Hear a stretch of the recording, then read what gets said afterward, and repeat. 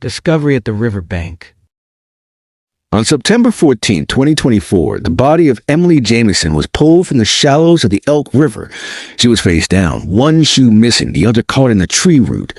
Her skin was pale blue, her lips bloodied, but there were no obvious signs of trauma. A couple walking their golden retriever found her just after dawn, barely a mile from her home in Meadow Creek. The coroner ruled death by drowning preceded by unconsciousness.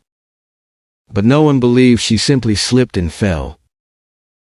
Emily Jameson was the heart of Meadow Creek, 38, an English teacher, mother of two, wife to Mark Jameson, a local chef and business owner. People remembered her laugh at the bookstore, the way she helped shy students find their voice, how she left handwritten notes in library books for readers to discover. Her life seemed perfect until it unraveled. In the first week, police uncovered a cache of deleted texts on Emily's phone, recovered from a cloud backup. Among them, messages from a contact saved only as A. You're not happy, Em? Say the word. You deserve more. The texts were flirty, intense, sometimes pleading, but the name was vague and no photos or identifying details were found. Investigators suspected an affair. Mark Jameson, her husband, was devastated, but after learning of the messages, he became a person of interest. Then came the surveillance footage. Mark's car was caught driving near the river around 4:30 a.m. the day Emily died, 2 hours before the body was found. Just as public opinion turned on Mark, the lab results arrived.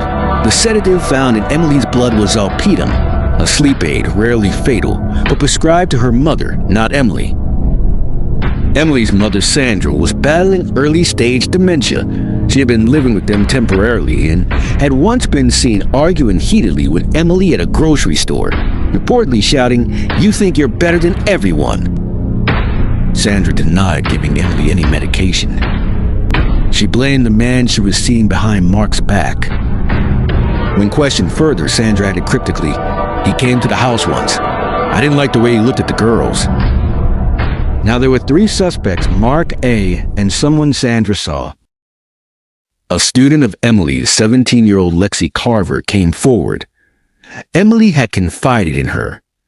She said someone was blackmailing her, Lexi told detectives. Emily had received anonymous emails, hinting at a past she never spoke of. Police dug into her background and found an expunged juvenile record. At age 15, Emily was implicated in the accidental drowning of a friend during a summer camp in Michigan. The charges were dropped, sealed. The email said, "Funny how water follows you. History doesn't stay buried." Investigators found the emails were routed through a VPN, untraceable. But this opened an entirely new theory. Was this a revenge killing for something she did as a teen? 2 weeks in, the identity of A was discovered. He was Aaron Blake, a recently hired math teacher at the same school. Unmarried, private, quiet. His classroom laptop held drafts of unsent emails to Emily, filled with longing and anger. In one, he wrote, "You told me I mattered." "But you lit." Aaron claimed they'd had an emotional connection, but no affair. He admitted to sending the early text, but stopped after Emily told him it was inappropriate. "I thought she was lonely," he said in his interview. "She told me things about her husband she didn't tell anyone else." But he had an alibi for the night of the murder. Security cameras showed him entering a 24-hour gym across town at the time of her death. Still, suspicion lingered. Detectives returned to the river trail with tracking dogs. This time, they found something missed earlier, a pair of men's trail shoes half buried in mud near the opposite bank, behind a line of cedar trees. DNA on the insoles belonged to Jonathan Reed, a former custodian at Emily's high school, who had been fired 2 years ago after several complaints of inappropriate comments to staff. Emily had filed one of them. Reed had dropped off the radar, but a background check revealed a string of stalking allegations in other towns under aliases. A warrant uncovered his storage unit in Albany.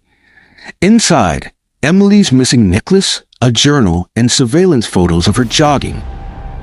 But here's the final gut punch. He didn't act alone.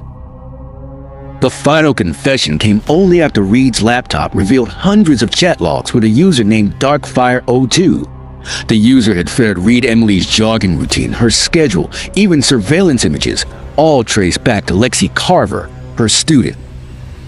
Lexi was Emily's favorite, but she had grown jealous over Emily's closeness with others, especially Aaron. Lexi had once written Emily a letter confessing her love. Emily gently declined it and encouraged her to get therapy. Lexi, feeling abandoned, found Reed online on a dark web chat forum where he shared fantasies about Emily. She never thought he'd act, but she enabled him, helped him track Emily, told him when she'd be alone. She was 17. She cried through the confession.